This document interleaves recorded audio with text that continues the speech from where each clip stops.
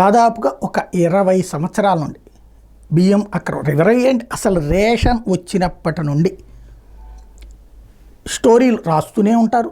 ఇప్పుడు కొంచెం ఎక్కువ రోజు అగ్రెసివ్గా అటాకింగ్గా స్టోరీలు రాస్తున్నారు. ఎందుకంటే పవన్ కళ్యాణ్ రైట్ చేశాడు కాబట్టి దాని చుట్టూతా ఒకటి.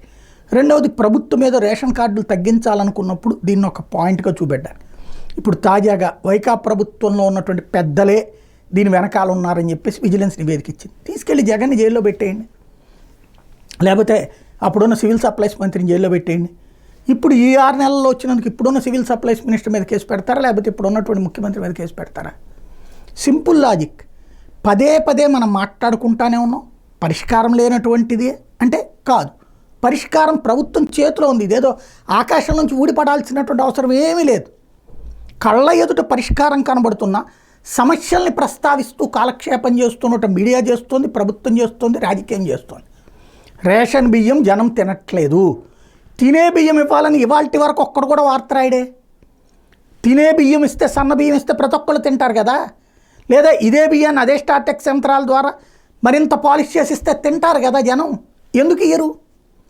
ఇదే ఆ స్టార్టెక్స్ యంత్రాల ద్వారా తయారు చేసి పాలిష్ చేసి ఇచ్చినటువంటి బియ్యం 50-60 రూపాయలకు అమ్ముతున్నారు ఇక్కడే. విదేశాలకు ఇంకెందుకు అప్పుడు ఎక్స్పోర్ట్ చేయడం? ఇది నెంబర్ 1.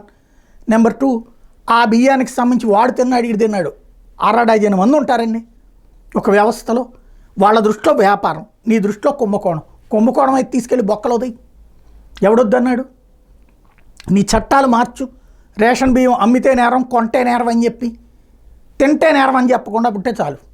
బేసిక్గా రోజు పుంకాను కథనాలతో తెర వెనక జరుగుతున్నదైతే రేషన్ బియ్యాన్నన్నా ఆపడం, లేదంటే కనుక రేషన్ బియ్యం సంబంధించినటువంటి కార్డులన్నా ఆపడం, లేదా రాబోయే రోజుల్లో మరేదైనా కీలక నిర్ణయం కోసం ఈ అడుగులా అన్నదే చూడాల్సి ఉంది.